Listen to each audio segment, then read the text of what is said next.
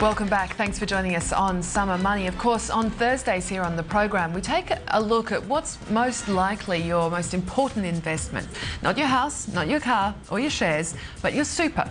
We'll be looking at the best ways to enhance and protect your retirement nest egg.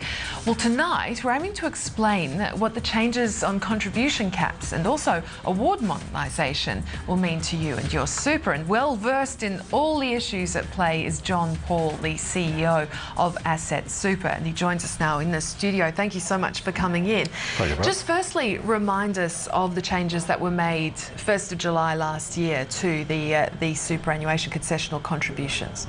Last year, before the changes, the superannuation contribution caps was 100,000 for people above 50, and now it's been reduced to exactly half that amount, so it's now 50,000, which might seem a lot of money, but obviously there are people who get to the end of their career, realise they haven't put enough into their super fund and they want to actually put more, and there was a provision with 100,000 for them to push a lot more money into super and make their retirement fairly comfortable when they got to retirement. Now that's halved, and so the potential for them to do that is diminished considerably. And you say there's also been other unforeseen consequences of this change. Yeah, one of the things that we weren't aware of, there are some companies who are generous enough to pay the premiums for insurance for their staff and pay it through their superannuation fund, and we're one of those employers. So we pay for our insurance for death and TPD and salary continuance for our staff. Now, we assumed that was just a benefit that we paid to our staff, and that was all it was to it. What we found out is that the tax department consider those premiums as a contribution. So, in effect, people can't look at their contributions they make through salary sacrifice and through their normal employer contributions and say, that's 50,000 and I'm fine. They've also got to take into account the payments made for their insurance. And that's a bit of a sleeper, because people above 55, the premiums are quite expensive to insure someone at that age group, because insurance does cost. And so it's a double-edged sword to some extent.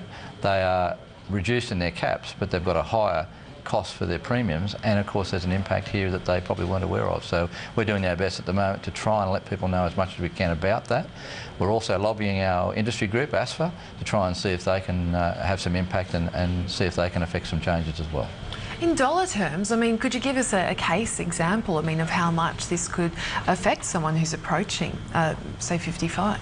Well, we've got cover in our fund for our staff for 4 times their salary, and for someone who's over 60, that could be a $6,000 premium that we pay for their insurance. So it's a significant benefit for the staff, but in this particular case, one of our staff who is seeking to salary sacrifice the maximum amount he could into his fund to build his retirement nest egg, he's got a significant problem, because now with a cap of 50,000, he's got to take into account $6,000 as well. So he can only push $44,000 into his fund, not the 50,000 he would like to. Unfortunately, in his case, he didn't act quickly enough, so he's actually in a situation where he will probably pay more tax than he wants to, because the tax consequences are fairly onerous. You pay your marginal tax rate for the contributions in excess of the cap. And this is quite an issue too, because I mean, not just with the GFC that obviously hurt, you know, everyone's super, but for those approaching retirement, often these are people who haven't had the luxury of the compulsory guarantee earlier in their working careers, so they really needed this, didn't they? Well, that's a fact. That's certainly a factor, Bridie. I mean, super guarantee hasn't been around forever, and you're right, a lot of people started their working career without superannuation. So that is a factor. It's also a fact of life that people, when they're young, they're building their family, oftentimes having kids, they're buying a house. There's lots of cost pressures on them. So one of the last things they think about when they're 20 and 30 is retirement. They're probably thinking about their family and their immediate needs. So a lot of them don't do what they need to do, which is put away money into super. When they get to their late 50s, they start to think about, I'm going to retire soon, I better do something. Now they're in a situation, oftentimes they've paid the house off, the kids have left, and they've got the provision and the ability to put more into super. And it's a little bit sad at the moment that those contribution caps have been reduced by half, and it reduces their capacity to build that retirement nest egg.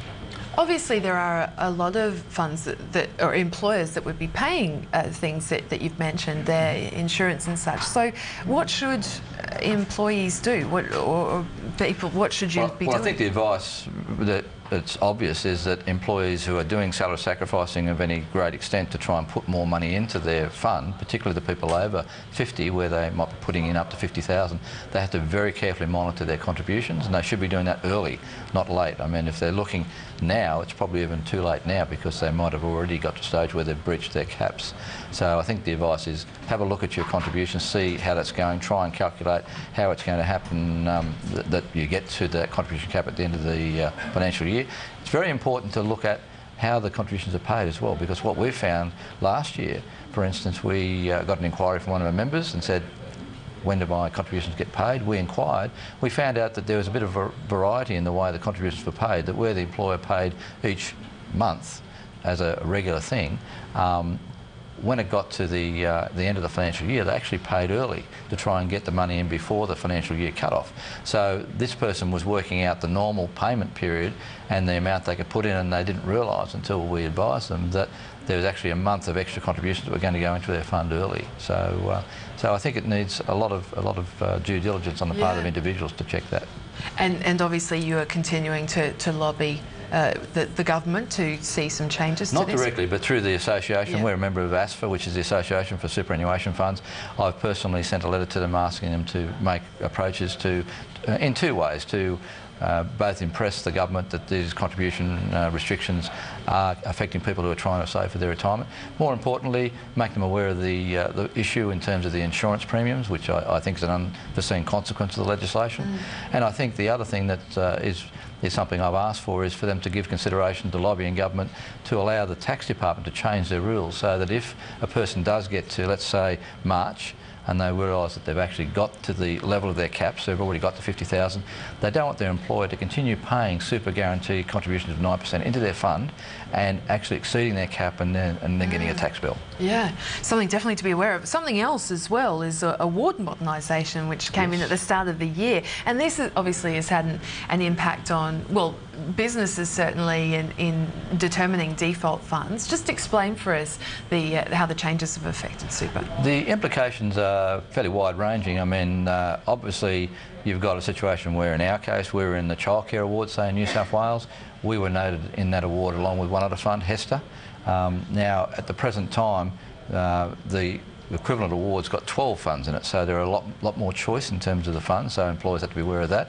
Certainly the fund choice regime means that employees can pick the fund they go into, and with a smorgasbord of funds to pick from in an award, that widens the choice that people might make. So I think it gives rise to a bit of extra complexity for employers, and they've got to be careful to make sure they pick a default fund and get their paperwork right, but it certainly there's complexity there that employers probably won't appreciate, I would think, in the fullness of time. Because with the award modernisation, I mean, there were so many different awards that have now been narrowed down, haven't there? So a lot for businesses to be aware of in that. I think the point to be made there too, Brodie, is that in the past some employers didn't know what award they came under, and it was a very complex area.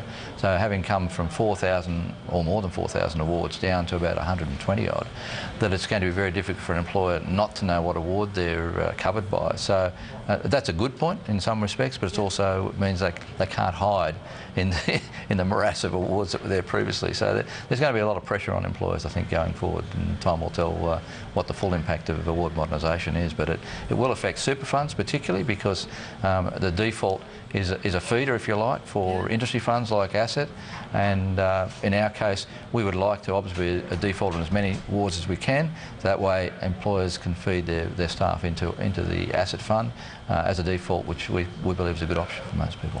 Yeah, plenty for businesses and, well, super members as well to be aware of. Thank you very much for that. It's been great to see you. That's a pleasure. Thank you. John Paul, there, CEO of Asset Super. Now,